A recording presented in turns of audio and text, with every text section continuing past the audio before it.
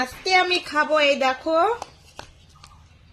বেগুন বেগুন ভাজা, আলু শসা সবজি, আর হচ্ছে লাউ পাতা সিদ্ধ। এই যে ডাটি আমি খাচ্ছি, ঠিক আছে। আমাকে লাউ পাতা খেতে খুব ভালো লাগে, তাই আমি সিদ্ধ দিই।